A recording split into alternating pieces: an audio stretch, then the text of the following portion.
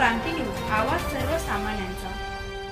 कळवण तालुक्यातील खर्डेदिगर ग्रामपंचायत अंतर्गत असलेल्या शिरसा गावात आज दिनांक 6 ऑक्टोबर रोजी संध्याकाळी 5 वाजेच्या सुमारास बिबट्याने एका बोकडावर हल्ला करून त्याची शिकार केली आहे। या घटनेने परिसरातील शेतकऱ्यांमध्ये दहशतीचे वातावरण निर्माण झाले आहे।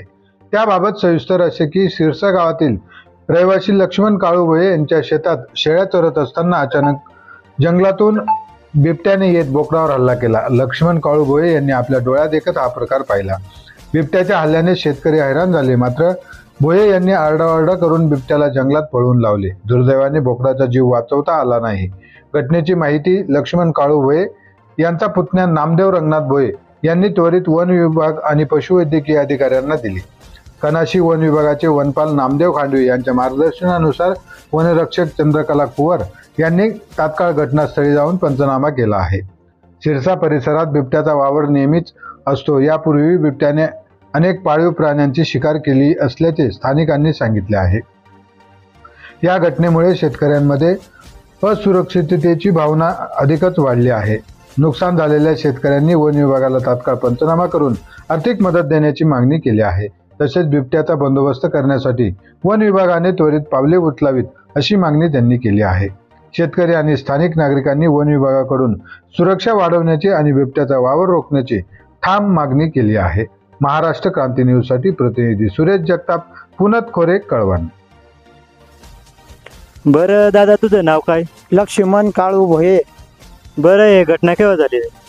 5 वाजता। बरं, कसं काय झालं? तुम्ही कसं काय बघितलं काय त्याला? मग बघितलं ना, ते शेताजवळच, आमची शेताजवळ तिथे बकरा गुरा असं चारत होतो मी। तसंच त्यांनी येऊन पकडल्यानंतर ते बोकड्या असे आवाज केला त्यांनी। तसंच मी ही काठी माझ्या हातात आहे, ही काठी घेऊन आणि वर काठी केली। तसंच त्यांनी पंजावर केलं आणि माझ्यावरती हल्ला करायला हे झाला तो। तसंच मी घाबरलो ना, थोडंसं मागे वसरलो ना, मग असं आवाज केला मी जास्त। तसंच तो बाजू झाला आणि हे बोकड मी थोडंसं वळून घेतलं मैदानमध्ये वळून घेतलं।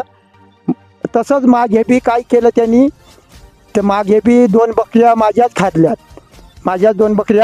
खाल्ल्यात आणि आता पण हा बोकड्या खाल्लं।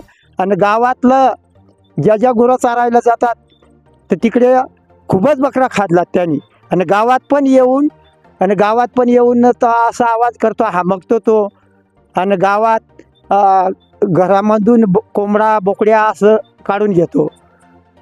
तर सगळ्यांना त्रास आहे तो। तर याची बंदोबस्त करायला पाहिजे, फारीच खातानी लोकांचे बंदोबस्त करायला पाहिजे। बरं, कोणत्या प्रकार बिबट्या होता का वाघ होता? बिबट्या होता। तुम्ही स्वतःहून बघितलं ना? स्वतः पाहिलं, तो माझ्यावरती हे करायला लागलं, मी घाबरलो। तसंच आता हे भरपाई पण मिळायला पाहिजे। इतकी नुकसान केली त्यांनी, 2 मागेच खाल्लं आणि हा पण खाल्लं, तर तो कोणी लावून देत नाही। पण ना, आपला फारीच खाताचे लोकांनी लक्ष द्यायला पाहिजे। बरं, त्याला पिंजऱ्याचं बंदोबस्त करून इथून त्याला घेऊन जायला पिंजरा घेऊन आणि यायला पाहिजे, घेऊन जायला पाहिजे, हे माझी नम्र विनंती। अशाच नवनवीन बातम्या पाहण्यासाठी आमच्या महाराष्ट्र क्रांती न्यूज या YouTube चॅनलला लाईक करा, सबस्क्राईब करा आणि बेल आयकॉनला प्रेस करा।